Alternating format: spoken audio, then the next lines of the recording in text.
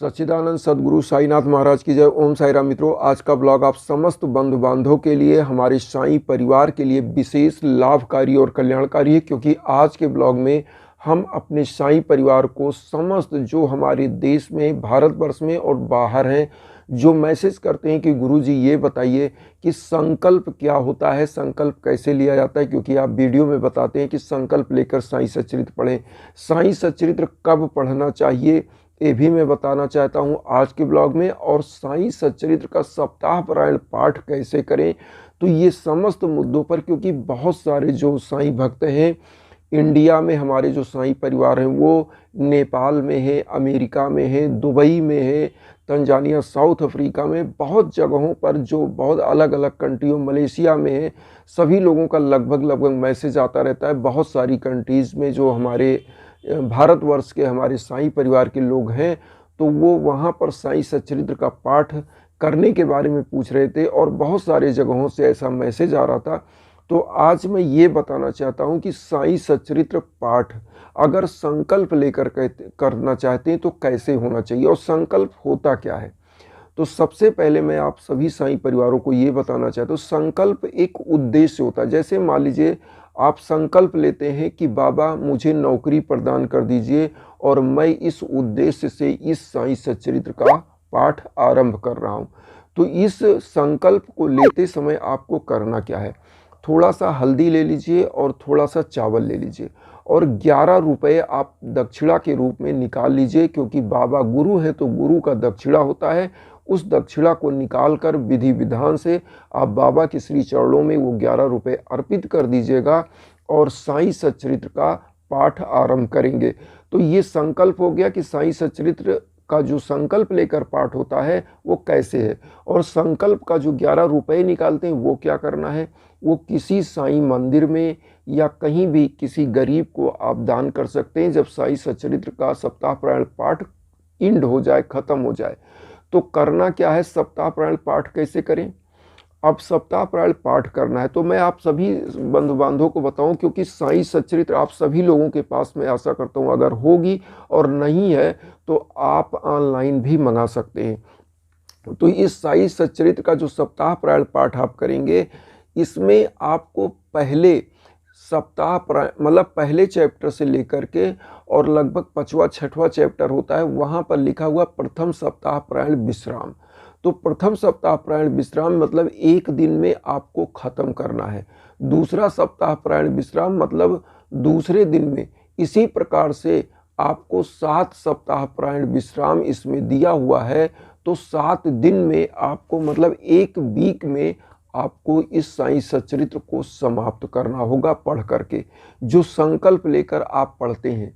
अब यहाँ आता है साईं सच्चरित्र का अगर डेली अध्ययन करना चाहें तो इस साईं सच्चरित्र में आप देखेंगे, जो भी साईं सच्चरित्र का आप सप्ताह पारायण पाठ करते हैं तो इसमें आप पहला चैप्टर, 2 चैप्टर, 3 चैप्टर जितना आप पढ़ सके, अगर डेली आप पढ़ना चाहते हैं तो। और अगर आप साईं सच्चरित्र का सप्ताह पारायण विश्राम कर चुके हैं, फिर दोबारा स्टार्ट करना चाहते हैं किसी और संकल्प के लिए, तो फिर उस संकल्प को इसी प्रकार से आप थोड़ा हल्दी अक्षत बाबा के श्री चरणों में रुपये 11 रख लीजिए, चढ़ा दीजिए और बाबा से अपनी जो भी संकल्प है उसको मन में बोलिए और ध्यान करते हुए शिरडी का बाबा के सम्मुख एक घी का दीप जलाइए। और पर डे साईं सच्चरित्र पढ़ना कैसे होता है, कब पढ़ना चाहिए, ये भी मैं बताऊँगा, आप बने रहिए। तो साईं सच्चरित्र जब भी आरंभ करिए एक दीपक जरूर जला लीजिए, बाबा की आरती कर लीजिए, उसके बाद साईं सच्चरित्र आप पढ़ने बैठ जाइए। जो भी पूजा करते हैं डेली की वो कर लीजिए, बाबा की आरती, 11 वचन और साईं सच्चरित्र का सप्ताह पारायण विश्राम करने के लिए जो सप्ताह पारायण है वो आप बैठ जाइए। तो 7 दिन यही करेंगे, एक दीपक जलाएंगे और बैठ जाएंगे। पीला आसन बिछाइए, स्वच्छता के साथ नहा धो करके, अपना उद्देश्य के साथ। और ऐसे भी पढ़ना चाहते हैं बिना उद्देश्य के, पूजा करते हुए बाबा के सेवा में, तो भी पढ़ सकते हैं डेली। अब यहाँ पर आता है कब पढ़ना चाहिए। बहुत सारे साईं भक्तों को मैं ये बताना चाहता हूँ कि जीवन में जब भी कोई कष्ट आए, जब भी जीवन में ऐसा लगे कि अब मानव के बस का नहीं है जीवन, कि हम अपने जीवन को सुगम रास्ते पर ले चल सकें, तो जब हम अपने रास्ते पर नहीं चल सकते तो बाबा से अनुमति लेकर के बाबा का साईं सच्चरित्र का सप्ताह पाठ संकल्प लेकर आरंभ कर देना चाहिए और बाबा के श्री चरणों में नतमस्तक होते हुए कि बाबा अब इस जीवन को जिधर भी ले चलना है आप ले चलिए और मैं सप्ताह पारायण स्टार्ट कर रहा हूँ।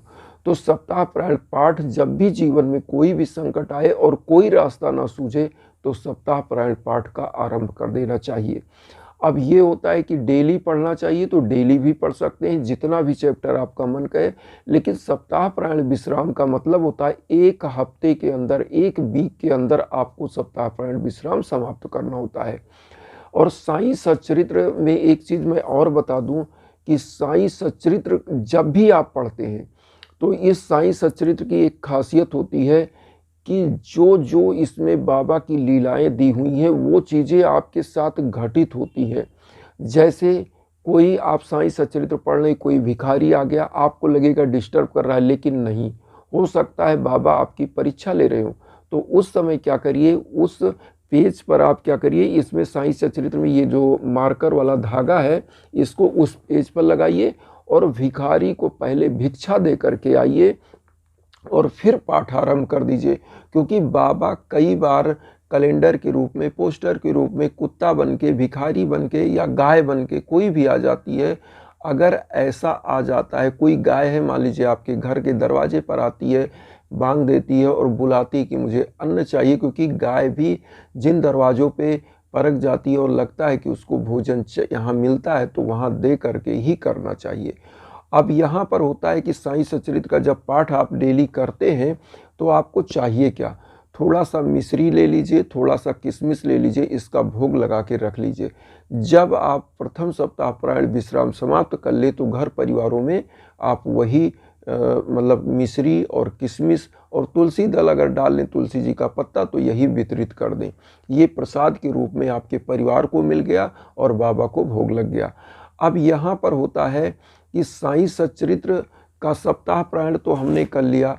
अब साईं सच्चरित्र कब पढ़ना चाहिए ये भी हमने बता दिया। अब आता है कि साईं सच्चरित्र का जो सप्ताह पारायण विश्राम होने के बाद आपको क्या करना चाहिए। आपने सब कुछ कर लिया, अब आपको होता क्या है, क्योंकि बाबा का सबसे बड़ा जो आप समझ लीजिए रेजोल्यूशन था, जो उन्होंने एक सात्विकता का जीवन जिया, उन्होंने गरीबों के लिए, दीन दुखियों के लिए, अमीरों के लिए कोई अलग लाइन नहीं बनाया, अलग पंक्ति नहीं बनाया, सबको एक तराजू में तौला और सबको एक दृष्टि से देखा। इसलिए आपको करना क्या है कि साईं सच्चरित्र का सप्ताह पारायण विश्राम होने के बाद बाबा का जो सबसे बड़ा रेजोल्यूशन, अन्नदान, साईं सच्चरित्र का सप्ताह पारायण विश्राम हो जाए, कुछ गरीबों को आप थोड़ा सा अन्नदान कर दें, कुछ खिला दें, फल फूल ही वितरित कर दें। क्योंकि जब भी कोई भी आप चाहे श्रीमद् भागवत ही पढ़ते हों, चाहे रामायण ही आप कराते हों, लास्ट में लोगों को, ब्राह्मणों को, गरीबों को भोजन दान किया जाता है, भंडारा किया जाता है। तो साईं सच्चरित्र पढ़ने के बाद जब सप्ताह पारायण विश्राम समाप्त हो जाए तो भंडारा कर सके तो अच्छी बात है, ना कर पाए तो कुछ गरीबों को फल फूल वितरित कर दे, कुछ अन्नदान कर सके तो उसको पूरी सब्जी, कुछ भी खीर बना के, बाबा को खिचड़ी पसंद थी खिचड़ी बना के गरीबों में वितरित कर देना चाहिए और इससे आपकी समस्त मनोकामनाएं परिपूर्ण होती हैं।